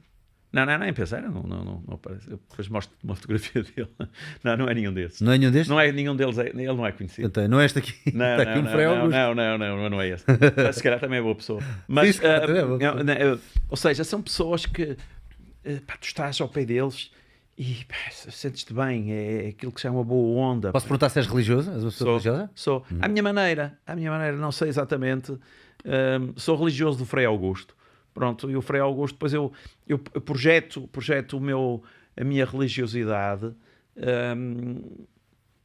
de uma forma um bocadinho inexplicável, mas que é minha e que ele compreende. Ele é jesuíta. O que é que retiras da religião que te ajuda a ser seguir em frente? Ser melhor pessoa, não é? E acreditar um bocadinho noutras coisas. Sabes que eu tenho para mim... Tive agora um amigo meu que morreu há relativamente pouco tempo, há um mês, com cancro, e uma das coisas, e depois tive outra, eu tenho tido, assim, a minha idade, começa as pessoas, infelizmente, é assim, e uma das manias que agora há na medicina é as pessoas serem muito diretas, pronto, agora não há mais nada, pronto, agora vai para os cuidados paliativos, percebes? E eu acho isso horrível, acho que um tipo deve, olha, vamos fazer isto, mas há sempre uma esperança, pá. Não sei, pá. Malta que já esteve em coma 3 anos e acordou, portanto, pá, vamos ver se... Eu lembro-me perfeitamente de um caso, não vou concretizá-lo, mas de uma pessoa que estava doente com um cancro do pâncreas e estava a ser tratada e tal, depois já estava numa fase muito terminal, e o nutricionista, ele sempre a lutar, tá? Sempre a lutar, e o nutricionista, não, como eu quiser, pá, como quem diz, agora já não adianta. Ele ficou zangadíssimo, que é a pior coisa que se pode fazer a uma pessoa. Pá, deixa andar, pode ser que dá, porque eu acho que a religião para mim é isso. Eu olhar e digo assim, eu tenho alguém que está a olhar para mim, não sei, mas que me tem ajudado, e que me diz assim, José Soares, estás a pisar o risco, não estás a fazer bem isso, pá. Não estás a fazer bem. E portanto eu tenho isso. Vou a pé Fátima, que é Costumas ir todos os anos, é isso? Fui 5 vezes já. Quando em vez? Ok. Mas a última vez foi muito... Mas eu vou de uma forma muito extrema, também para me testar a mim próprio. Ok. Vou com um amigo meu. Fiquei completamente destruído porque fiz 3 dias e meio... não é do Porto, é um bocadinho antes do Porto. Eu digo muitas vezes que saio da minha casa com esse meu amigo e vamos tomar de café a São Bento. Ainda não saímos do Porto, já estamos cansados, não é? Ainda não saímos do Porto sequer. E portanto é assim uma coisa. Acabei na CUF, estou destruído, mas foi uma experiência. Desculpa a maneira como disseste, não estava à espera agora. Acabei a Fátima, acabei na CUF. Exatamente, porque a minha mulher obrigou-me. Foi. Fiquei destruído. Mas se me perguntares, mas não foi bom, foi espetacular. Valeu a pena, claro que sim. Agora, eu jurei que não fazia mais. E de Santiago, não.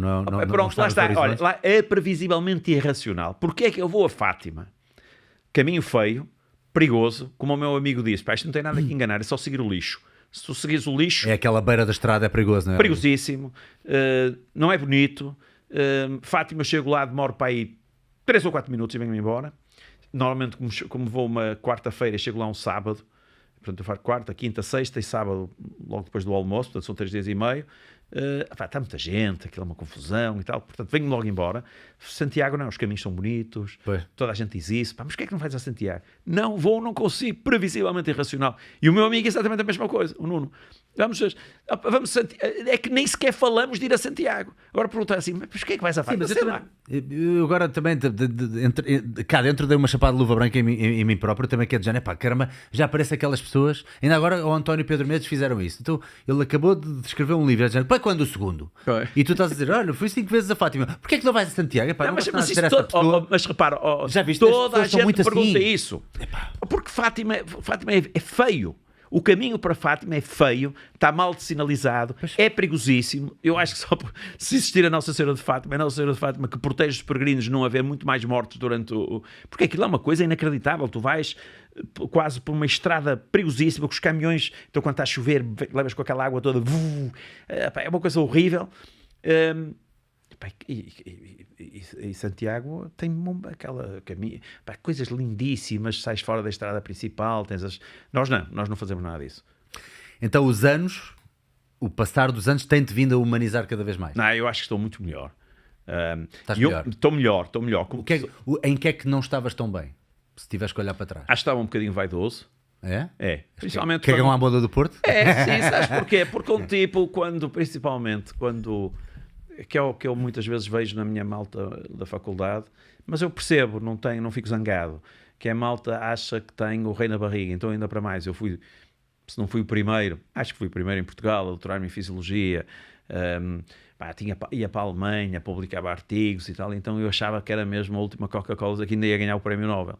Depois, uma coisa engraçada, eu sabia umas coisas de mitocôndrias, e um dia fui ao American College e fui assistir a um simpósio sobre biogénese de mitocôndrias, sentei-me, eu pensava que sabia umas coisas. Eu passado 5 minutos já não estava a perceber nada. Não apanhei nada. Aguentei ali 1h30 ou 2 horas sentado a aguentar. Agora aguentei, Soares. Tens a maneira que és esperto, agora aguento. É uma lição de humildade. Portanto, nesse aspecto estou muito mais humilde. Acho que estou muito mais tolerante. Aqueles gut feelings, de ser muito responsivo, não ter muita paciência. Ainda ontem o senhor do táxi disse-lhe boa noite, ele não me respondeu. Eu disse-lhe boa noite. E depois bati-lhe com a porta, portanto, aquilo é muito Zé Soares, percebes? Eu precisava de melhorar um bocadinho isso, mas de uma forma geral acho que estou melhor, estou muito mais tolerante, acho que basicamente isso. Acho que estou mais honesto também, honesto neste sentido. O que é que leva as pessoas a serem assim a ter mais essas respostas viscerais? É um bocadinho também a comparação, achar que há algum prémio por detrás desse podemos chamar-lhe um bocadinho de narcisismo. Não estou a dizer no teu caso, estou a dizer no geral, mas repara. Porque eu já vi que em ti, se calhar, até é uma coisa mais genuína de passei-me no momento. Sim, isso é uma coisa que eu tenho que trabalhar porque sou muito estúpido. E sou muito estúpido muitas vezes, sem relógio, absolutamente nenhuma. Repara, eu acho que o problema fundamental, eu leio sempre assim umas páginas, de vez em quando, num livro que é Ego is Your Enemy. O ego, de facto, é muitas vezes o nosso inimigo. É a tua bibliazinha, vais lá de vez em quando vou lá numa vista de olhos, está lá pausado, que é para eu me lembrar. Que fixe. Um tipo não é. Sim, continua. O tipo acha-se muito mais importante que o que é. E na realidade, nós. Ora, escreve Ego is your enemy. Poça, pá. Estou disléxico a escrever. Ego is your enemy. Ora, ver se não aparece um livro como. E até vou pegar aqui em quotes, é capaz de ver aqui umas quotes interessantes. Mas o livro que eu levei não é aquele. Ora, tira daí. É do Ryan Holiday? Não sei. Ora, sobe um bocadinho. Ou desce. Desculpa. Ora, põe aí nas imagens. É aquele livro ali que está em vermelho. Ego is the End. É do Ryan Holiday. Ryan Holiday é o gajo do estoicismo. Isto é baseado em estoicismo. Estoicismo, exatamente. O gajo é muito bom, eu gosto muito dele. E, portanto, eu acho que esse é o nosso problema. E um tipo, às vezes, tem que ser... E a idade dá um bocadinho isso. Um tipo, keep calm, não sabes tudo. Ouve as coisas. Por exemplo, eu tenho muita dificuldade em escuta ativa. Muita dificuldade. Eu tenho muita pouca paciência para ouvir. E isso, às vezes, torna-me mal educado, demasiado precipitado, tomo por... as pessoas dizem metade da frase, eu adivinho afinal, a maior parte das vezes erro, e portanto isso não é uma coisa que eu gosto muito. Eu acho que vem com essa última parte do que tu disseste agora, identifico-me um bocadinho, porque muitas vezes estou a interromper as pessoas, porque não sei se não é um pouco ossos do ofício de ser tão ouvido, de ser uma pessoa que é muito chamada para falar, ou que estou a dar aulas, e então a malta que dá muitas aulas provavelmente fica muito... lá está, o podcast ajuda-me a nivelar isso, não é? Porque aqui devia ouvir mais do que falo, e muitas vezes tenho dificuldade em fazer isso, como é óbvio, mas também aqui é uma conversa. Sabes como é que dizem os jogadores de futebol? Quando estava no futebol eles têm muitas piadas, dizem assim, professor, se isto fosse mais para ouvir do que falar, nós tínhamos como é? Se isto fosse mais falar porque ouvir, tínhamos 2 bocas e um ouvido. Exatamente. Mas eu acho que sim, acho que vem um bocadinho com o território de ser uma pessoa que é spokesperson, não é? Tipo, vai dar palestras, vai falar, vai dar um seminário, vai dar aulas, e então normalmente estamos habituados a ouvir a nossa voz, sim, e parece que até ouvimos qualquer coisa tipo, sim, o que ele estava a dizer, mas até se calhar nem prestámos atenção ao que a outra pessoa disse, mas nós vamos tentando melhorar isso sempre. Eu acho que esse desenvolvimento pessoal é mais importante.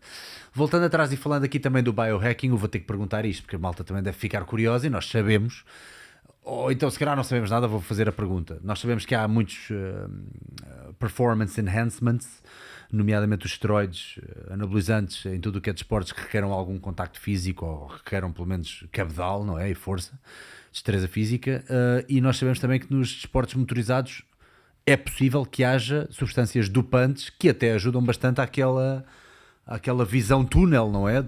Que é suposto haver. E isso para um fisiologista que de repente tem ali um atleta com já lidaste, não precisamos dizer nomes, sim. Manda-me à merda se for preciso. Desculpa a expressão. Sim. Se tu quiseres não falar sobre isto, não, podemos falar. Mas já deves ter deparado com qualquer coisa disso. Quanto mais não seja porque alguém estava a utilizar e é injusto, ou há um problema nos esportes motorizados com isto? Não. Dopamina? Não. Há uma coisa que se chama os nootrópicos e alguns funcionam, já experimentei. E os, como é que se diz? Não era, eu disse dopamina, não é dopamina, é os, como é que se, aqueles que também se usam na força aérea, as anfetaminas, não é? Anfetaminas. Não, as anfetaminas têm um problema grave que é, deixam-te de tal maneira excitado que tu depois não consegues raciocinar de uma forma. As anfetaminas foram criadas fundamentalmente para aumentar o tempo de vigília. Há uma história sobre as anfetaminas interessante que era a Segunda Guerra Mundial. A Segunda Guerra Mundial, que as tropas aliadas estavam à espera que os alemães se rendessem pelo cansaço, e eles nunca mais se rendiam, porque estavam todos a utilizar uma injeção que depois até foi inclusivamente utilizada no futebol durante muitos anos, que era o Pervitrin. Quem for futebolista de há não sei quantos anos conhece esta injeção. O Pervitrin, que é uma anfetamina, ou seja, aumenta muito o tempo de vigília e aumenta muito a agressividade. Portanto, no futebol, nestes esportes é impossível nem sequer não tem bom transfer. São os nootrópicos funcionarem. Agora, há uma coisa que eu notei num projeto que tive numa empresa fora de Portugal, não vou concretizar porque em que eu diria que das pessoas todas com quem eu falei individualmente, eu acho que uns 20 ou 25% tomavam Adderall. O Adderall é um medicamento para... é uma pseudoefedrina. Bem, não interessa o que é. Adderall, apanhei, por favor. Sim, eu já ia falar 1000 vezes. Adderall, mas é um medicamento... Não. É um medicamento para o déficit de atenção e hiperatividade. Ok, exato. E pronto, o Adderall é uma coisa muito conhecida. Deixa cá ver aqui a explicação. É um estimulante do sistema nervoso central, indicado para o tratamento da narcolepsia e do transtorno do déficit de atenção e hiperatividade. Pronto. Exatamente. Ou seja, há um programa, há um documentário na Netflix que podes por aí, que é Take Your Pill. Take Your Pill, Netflix. Até eu vou fazer melhor do que isso e vou pôr aqui o trailer. Se depois nos lixarem, a gente tira. Take Your Pill. Netflix. Isso dá-nos boas ideias. Dá-nos boas ideias, que isto é sempre interessante uma pessoa ver. É esse official trailer. Ver bons documentários. E então, isso é muito... Está a ser muito utilizado por miúdos, né? Miúdos, exatamente. Só que também no mundo corporativo. Ou seja, as pessoas já não chegam a trabalhar 10 horas ou 12 horas, têm que trabalhar mais tempo. E este medicamento, de facto, é um medicamento que ajuda na concentração e na capacidade. Ou seja, é também um nootrópico, mas um nootrópico do ponto de vista farmacológico e não como suplemento. Isto é um medicamento. Isto está a ser utilizadíssimo pelos miúdos que estão a entrar na universidade, nos Estados Unidos, mas onde eu encontrei foi no mundo das empresas. Muita gente a tomar. As pessoas são sinceras em relação a isso ou não te dizem nada? Neste caso, é engraçado, porque nós fizemos... Já apanhaste na curva de género, olha lá, pode-me dizer o que é que você está a tomar? Eles dizem. Sabe uma coisa engraçada? Nas pessoas que eu acompanho individualmente, acontece uma coisa com piada, que é, muitas vezes as pessoas são de empresas. Nas empresas as pessoas têm às vezes problemas que não são suficientemente graves para contarem ao médico. Mas também não querem partilhar isso com os recursos humanos ou o que quer que seja, para arranjar apoio. Okay. Então, quando aparece uma pessoa como eu, que sou independente, que temos uma relação de confidencialidade, falamos os dois sozinhos, num online, e passado pouco tempo as pessoas estão-me a contar tudo o que estão a fazer. Portanto, eu não sou nem coach. Mas ali naquela faixa de Gaza, quer dizer, exatamente. Agora é mal falar a faixa de Gaza. Sim, mas é uma faixa assim, que é, por isso é que eu queria, não sei se queria porque eu não tenho tempo, e não sei se é uma coisa muito, eu queria criar utilizando até muito esta clínica de Madrid, este centro de Madrid, fazer uma clínica de performance, muito nesta perspectiva, porque eu acho que estou no meio entre o que é o anti-aging, estás a ver? E a medicina ortomolecular, essas coisas todas, e a medicina tradicional, ou então o coach, a psicologia, não sei o quê. Há aqui uma parte intermédia que eu acho que tem... que há muitas pessoas interessadas, as pessoas com quem eu trabalho, todas elas estão interessadas nisto, que é, não querem ir e depois virem com 2 sacos de plástico cheios de suplementos, nem querem vir de uma coisa a dizer, não, acredita nos teus sonhos, tu vais conseguir atingir, e se tu acreditares, tu vais conseguir concretizar os teus sonhos. Ou seja, estão ali por um lado, entre terem uma abordagem science-based, mas que seja uma abordagem realista para aquela pessoa, e não uma abordagem baseada muitas vezes em coisas que estão longe de estarem, enfim, concretizadas do ponto de vista científico, como muitos dos suplementos. Mesmo sobre os suplementos para os atletas, o Australian Institute of Sport fez uma coisa muito engraçada. Olha, o António Pedro Mendes tem isso no livro dele, que é, separou os suplementos por 4 grupos. O primeiro grupo é o grupo A, que é o grupo de suplementos onde há robustez científica e são ergogénicos. O grupo B, e isto é muito engraçado, o grupo B não há ainda suficiente robustez científica, mas os atletas dizem, sinto-me bem com isto. E não tem nenhuma contraindicação. O grupo C, nenhuma coisa nem outra. O grupo B é doping. Portanto, e no grupo A não há assim tanta coisa. Não. Tipo creatina, betalanina... Há poucas coisas, há muito poucas coisas. Depois no grupo B já há um bocadinho mais, mas mesmo assim são aquelas todas que nós conhecemos. Isto aqui não é rocket science. E é preciso mais nutricionistas chegarem-se à frente e dizer isso, porque a malta tem mesmo depositam mesmo falsas esperanças nos suplementos. Que suplemento é que eu posso tomar para? Eu digo, eu acho é que falta suplementos. Chama-se princípios, Eu acho é que chama-se rigor, chama-se consistência, claro. Quer dizer, não é Mas não são todos nutricionistas. Eu acho que vale a pena. Já tiveste aqui 2 referências da nutrição, agora vais ter a terceira, não é? Que é o Pedro Carvalho, o Vitor Hugo e agora o António Pedro Mendes. Sem dúvida. Eu acho que falta gente como eles. Se eles conseguissem clonar, porque eles têm esta visão. E todos vindos da mesma escola. Não é? Porque aquilo, mas depois vais encontrar mais gente lá. Tens o Pedro Moreira, tens o Rui Borges, tens muita gente lá, muito boa. E é muito engraçado. Aliás, o Pedro uma vez disse uma coisa sobre o Vítor, que era, como era, ele parecia... O Pedro Carvalho? O Pedro Carvalho sobre o Vítor dizia que ele criou-se quase como uma seita à volta mas no bom sentido, de pessoas que tentam imitar o Vítor, até falar com a linguagem dele, etc. É muito engraçado. São pessoas que estão num nível de conhecimento, mas também com muita experiência. Não são académico. O Vítor tem... Aliás, ainda agora, que não está cá, etc. Pois, o António que está no Sporting. Roubaram-no para as Arábias agora, mais uma o para as António está no Arábias. Sporting, o Pedro que esteve no Porto, no basquete, no vôlei, faz consultas. Não está a estudar coisinhas de nada, porque ele sabe perfeitamente que há coisas que com tipo de estudo e não funcionam. Portanto, quando falamos de nutricionistas, eu estou a falar destes, não estou a falar dos outros. Eu, por exemplo, às vezes digo na minha modalidade, nos pilotos, sou um tipo, se é para vir um nutricionista fazer uma dieta de um tipo que não percebe nada do que é o esforço de um piloto, prefiro que não venha. Então faço eu. Ou então vem, desculpem, ou então vem e conhece perfeitamente as exigências do ponto de vista fisiológico, porque os nutricionistas têm que saber fisiologia e biologia. Tem que perceber muito bem qual é a modalidade, quais são as exigências, quais são as características, etc. Porque senão depois é a mesma coisa, mas tem que tomar isto. Ele não tem tempo. Ele mal acabando tem 20 minutos ou 25 minutos para ingerir isto. Meu amigo, quando ele acabar vai pedir a falar com os engenheiros e vai lá estar se calhar meia hora ou 40 minutos. Não pode comer nada, nem beber nada. Resolvam o problema. Porque a realidade é essa. Está bem, mas já passou a janela. E o que é que és que eu faça? Tem que ser. E eu acho... Uma das melhores plataformas para as pessoas continuarem a aprender, e eu digo-te, até ideias para vídeos me surgem mais enquanto eu estiver com as mãos na massa. Claro. E são os meus alunos as minhas maiores fontes de ir aprender. Se me aparece aqui um aluno com alguma questão física, alguma questão de saúde, que eu tenho que ir para casa estudar e aprender sobre... É uma maravilha, porque é mais uma ferramenta minha, é mais uma ferramenta. Esse aluno está-me a dar uma oportunidade, está a confiar em mim para eu ter uma oportunidade para aprender com ele ou ela sobre isso e um bocadinho mais. Claro. E eu acho que sim, acho que é preciso essa proatividade. Se alguém diz, eu sou um nutricionista, eu lido com alimentos. Lidas com alimentos, mas é para uma pessoa que está num habitat X, com características X, com um tipo de treino X, é tudo muito... dependente da carreira. Mas perguntando relativamente aos PEDs, né, aos Performance Enhancement Drugs, eu estou curioso como é que tu olhas para isso. Acho que a pergunta mais interessante até é, pelo menos a meu ver, tu olhas para isso como, e agora até houve uma notícia de um magnata qualquer cheio de dinheiro que ia fazer os Jogos Olímpicos livres. Tu achas que isso pode ser uma coisa boa, que até pode avançar os conhecimentos e é quase como se fosse um estudo público e ao vivo e universal que pode ser feito? Ou tens um bocadinho aquela onda de pá, isto é batota, isto não devia entrar aqui nem por nada?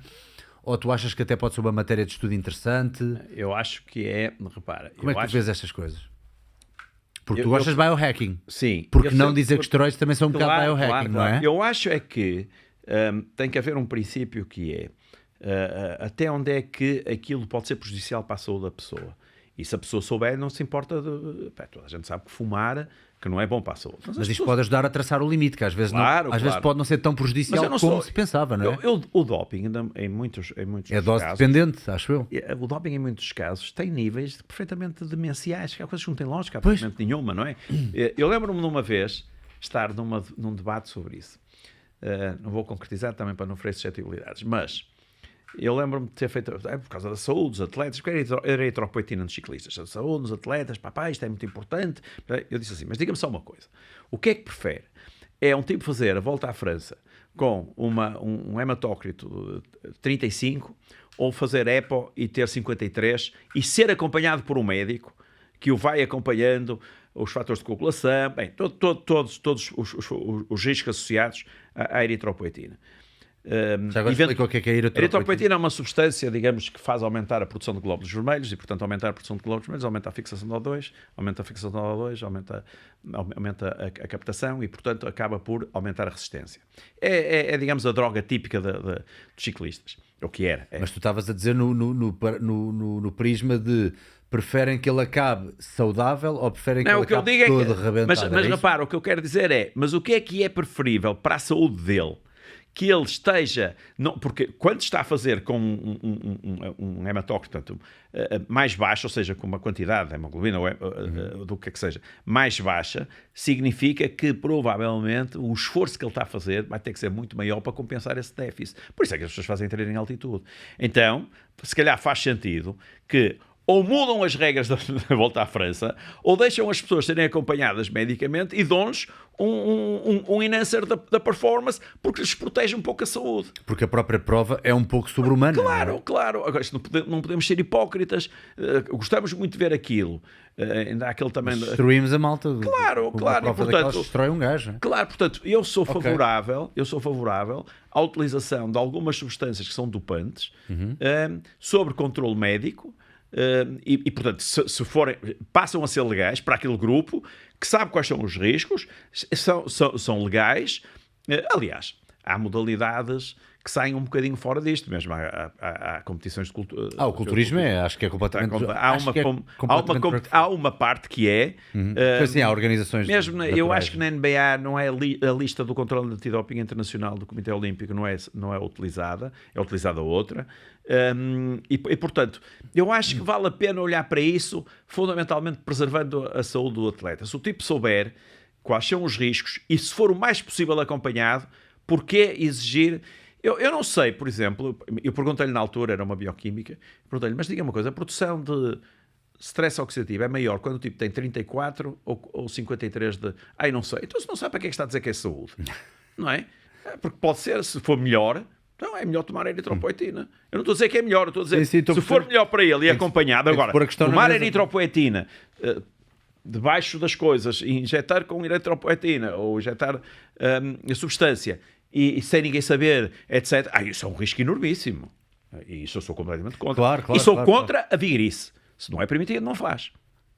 Pronto. Eu fico muito dividido ainda nas minhas opiniões, mas por isso é que eu pergunto a pessoas que percebem do que estou a falar. Mesmo com drogas leves, eu tenho muita dúvida. Eu tive uma fase em que fumei bastante, as ganzinhas e não sei o quê. Aquilo potenciou alguma paranoia da minha pessoa, não é? e tive os ataques de pânico, de ansiedade e não sei o quê. Então hoje em dia eu penso, epá, eu sei que é anedotal vá, de certa forma observacional olhar para a minha experiência e estar a inibir os outros de terem certas possibilidades, mas eu não sei até que ponto é que não abrimos o leque, não é? O espólio para toda a gente de repente achar que aquilo é uma coisa tranquila. E nós sabemos que há muitos surtos psicóticos derivados de... Tu, por exemplo, olhas para isso de que forma? Tens alguma opinião em relação a isso? Tenho essa exatamente. Acho Qual? Isso. Que está na origem de muitos surtos psicóticos e, portanto... E relativamente à matéria de legalização, se tu mandasses no mundo, o que é que farias? Não sei, nunca pensei. Pois eu também não sei. O problema é um tipo dar uma opinião. Eu não quero ser o gajo a dizer não podes. Claro. Porque eu sei que depois os putos acabam tipo debaixo de um vão de escadas e comprar vale ao cachorro. Eu deixo isso para os especialistas. Exato, eles fazem isso toda. Não é? É um bocadinho estultícia da nossa parte. Um tipo pensa nisso 5 minutos e dar uma opinião. Mas eu acho que não sei o que é. Desculpa, mas tu percebes alguma coisa disto para falar? Completamente. E eu deixo isso para os especialistas. De uma forma geral, eu nunca precisei. Os meus filhos acho também nunca precisaram. Maravilha. Pronto, olha, isso é que é. Não sei, parece que está tudo sempre à espera de um desde um suplemento a uma coisa que é calma, uma coisa que não sei o quê. Parece que uma pessoa já não consegue estar sozinha, neutra, tranquila, consigo própria. Mas esse é que é o problema. Momentos neutros, parece que ninguém quer momentos. Quando um atleta chega ao pé de mim e me vem falar de suplementos, eu acho que olha, o Vitor Hugo tem uma expressão muito engraçada, um suplemento. Um tipo não pode comprar o suplemento do Jornal Notícias ou do Diário Notícias, tem que comprar o jornal. Portanto, a questão é, lê o jornal todo ou só vai ler o suplemento? Era que giro, ele tem essas imagens muito interessantes. Se calhar nem se lembra que já uma vez disse isso, mas eu fixei. Mas eu concordo inteiramente com isso. Cumpriste já com as tuas coisas, estás a alimentar-te bem, estás a dormir bem, estás a descansar, estás a treinar bem, etc. Ok, não estás a conseguir, então vamos tentar encontrar aqui um suplemento que te ajude. Agora, o que é que acontece hoje em dia? As pessoas fazem análises e tratam as análises. Magnésio um bocadinho baixo, tá? Ferro está um bocadinho baixo, um bocadinho de ferro. Depois a vitamina B12 está um bocadinho baixo, a vitamina B6 está um bocadinho baixo. Depois, quer dizer, um tipo sai de lá com 2 sacos. Eu agora vou parar disto quando? Na minha vida? Vou tomar isto até aos 100 anos? Vou morrer cheio de saúde. E agora, em jeito de fecharmos aqui a nossa conversa, porque tu tens que ainda ir para o aeroporto, portanto quero-te agradecer uma vez mais a tua vinda aqui, porque isto foi mesmo dourado. E para quem não viu, veja também o primeiro episódio que nós tivemos então há 2 anos atrás. Mas com tudo isto e com tanta ação na tua vida e andas sempre para a frente e para trás, tens algum método para conseguires ainda assim dedicar tempo à tua família, relaxares um bocadinho, fazeres as tuas coisinhas dia a dia? Acho que é muito engraçado, muita gente me pergunta isso. Eu não trabalho assim tanto. Eu tenho características, eu sou... não é, estás a ser coisa. Não, em primeiro lugar, tenho sorte. Segundo lugar, tenho limitações do ponto de vista da minha inteligência. Há coisas que eu não percebo, que eu não consigo. Mas tenho uma coisa que é, eu sou muito, como agora se diz, focado. Eu estou aqui agora, não estou a pensar em absolutamente mais nada. Estou aqui. Não quero saber do avião, não quero saber. Estou aqui. E nós hoje não estamos aqui. Esse meu amigo Frei Augusto diz, nós temos que ver o tempo no tempo. E não estamos a ver o tempo no tempo. Estamos aqui, é porcaria do telemóvel, depois é mais uma mensagem, depois é mais não sei o quê, depois é o TikTok, depois é... Não, eu sou muito focado naquilo que estou a fazer. E, portanto, muitíssimo organizado. E o tempo comigo, eu tenho um amigo meu que é advogado, e os advogados são muito desorganizados na agenda. Como é que fazes isso tudo? Pá, vens falar de um podcast, agora te leste um livro, depois vais fazer exercício, depois viajas. Eu desde o início do ano até agora, acho que já voei, desde o início do ano até agora, acho que já voei, fiz 60 voos ou 58 voos. E, portanto, eu estou sempre a viajar, etc. Mas tenho tempo para tudo. Tenho tempo para tudo, para ler, para estar com a minha família. A minha família, em primeiro lugar, isso para mim é sagrado. Não tenho ainda agora. Estás a ver, eu desde o início do ano até agora, olha, já estive em Estocolmo, férias, já estive em Veneza porque fiz 40 anos de casado, já estive agora na República Dominicana, muito obrigado, já estive na República Dominicana, sempre todos os 4 juntos. Na República Dominicana agora há 15 dias e já estou a preparar as próximas férias. Então tu deves isso tudo à tua capacidade organizativa? Sim. Organizar. Sou muito organizado.